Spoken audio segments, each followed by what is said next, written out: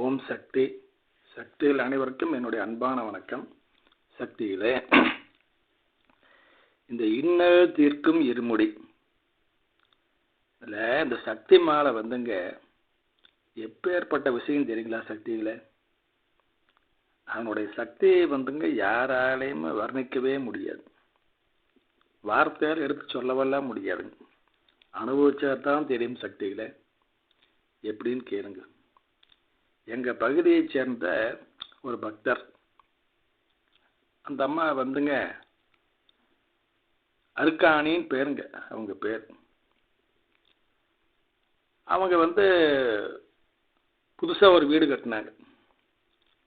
கட்டி முடித்து அது கிரகப்பிரவேசம் பண்ணும்பொழுது அதுக்கு முன்னால் அம்மாட்ட ஆசீர்வாதத்துக்கு போனாங்க.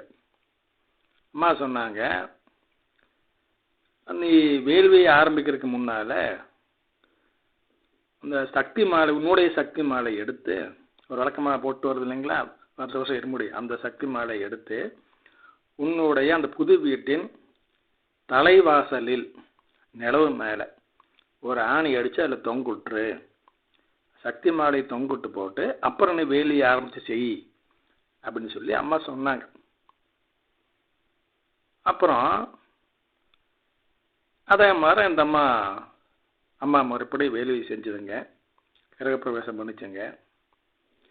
அதுக்கு எங்களையும் கூப்பிட்டுருந்தாங்க. நானுமே சக்தி நடராஜும் போயிருந்தோங்க. என்னாச்சுங்க, வேள்வியெல்லாம் முடிஞ்சிருச்சு. முடிஞ்சதுனால தான் நாங்கள் போனோம். வேள்விக்குள்ள தொண்டர்கள் அவங்கள திருஷ்டி கழிச்சுக்கிட்டு கிளம்பிட்டாங்க. அந்த நிலையில் அந்த அர்க்காணி அம்மா சொல்கிறாங்க, சக்தி அர்க்காணி அம்மா,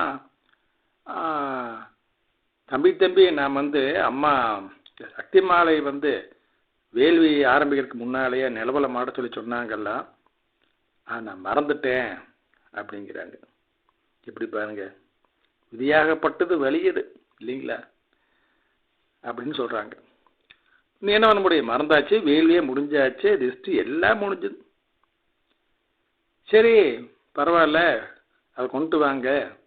அம்மா சொன்னபடி அந்த வெளி நிலவில் அதை தொங்க விட்டு தீபாவளி அமைச்சிடலான்னு வேல்குள்ள தொண்டர்கள் சொன்னாங்க. சரிண்ணா, அந்த அடிப்படையில் அவங்களாம் கடைசி நேரத்தில் சாக போகிற இடத்துல சங்கரான்னு சொன்னான்னு சொல்லுவாங்களே பழமொழியா, அந்த மாதிரி இங்கே சக்தி மாலையை கொண்டு இந்த நிலவில் மாட்டி தீபாரணை பண்ணி திருஷ்டி கழிச்சிட்டு வேல்குள்ள தொண்டர்கள் போயிட்டாங்க. என்னாச்சு தெரியுங்களா? அதை செய்யாத காரணத்தின் காரணமாக மறுபடியும் பாருங்க, மேலும் நம்ம ஒரு எச்சரிக்கையும் பண்ணாங்க. ஈரோட்டில் இன்னொரு இடத்துலங்க டீச்சர்ஸ் காலனின்னு ஒரு இடம் இருக்குது. அந்த இடத்துலங்க அவங்க பழைய வீட்டை ரிப்பேர் பண்ணாங்க. அது போனதெல்லாம் பண்ணி எல்லாம் மாடிஃபை பண்ணாங்க. அதை மேற்பார்வையிடுவதற்காக இந்த அம்மா அடிக்கடி அங்கே போவாங்க. பேரன் கூட ஸ்கூட்டரில் போவாங்க. அம்மா சொன்னாங்க, நீ அந்த பழைய வீட்டை பார்க்க போக வேண்டாம். எப்படிங்க? ரெண்டு விஷயம். ஒன்று, கிரகப்பிரவேச வேள்விக்கு முன்னால் உன்னுடைய சக்தி மாலை எடுத்து தலைவாசலில் மேல் நிலவில் ஆணி அடித்து தொங்கோடு, அப்புறம் வேள்வி செய்ய. ரெண்டாவது, பழைய வீடு ரிப்பேர் பண்ணிட்டு இருக்கிறவர் வேலை நடந்துட்டு இருக்கிற அந்த இடத்திற்கு நீ செல்ல வேண்டாம் அப்படிங்கிறது அம்மா உத்தரவு. சக்தி மலை கோட்டை விட்டாச்சு இல்லைங்களா? அடுத்து பாருங்க, அம்மா சொன்ன அந்த ரெண்டாவது எச்சரிக்கையுமே அவங்க கடைபிடிக்கல. போக வேண்டாம் நம்ம சொல்லுச்சு. ஆனால் இவங்க பேரனோட பின்னால் ஸ்கூட்டரில் வந்துட்டு போனாங்க அந்த இடத்துக்கு. போகும் பொழுதுங்க கலெக்டர் ஆஃபீஸ் பக்கத்தில் அந்த பிரேக் பண்ணலிங்க, வேகத்தடை இருக்கும் பாருங்க, அது மேலே ஸ்கூட்டர் ஏறி இறங்கும் பொழுது இந்த அம்மா கீழே விழுந்துட்டாங்க. கீழே விழுந்து மண்டையில் அடிபட்டு ஆஸ்பத்திரி கொண்டு போய் கோமா ஸ்டேஜில் இருந்து 10 நாள்லேயே இறந்துட்டாங்க. இப்படி பார்த்தீங்களா? அம்மா சொன்னபடி சக்தி மாலை மட்டும் வெளிநிலவில் மாட்டி வேள்வி செஞ்சிருந்தா எந்த பிரச்சனையும் வந்திருக்காது. கண்டிப்பாக இவங்களும் அம்மா சொன்னபடி கேட்டு அந்த பழைய இடத்துக்கு போகாமல் இருந்திருப்பாங்க. இதில் விதி ஜெயிச்சிருச்சுங்க.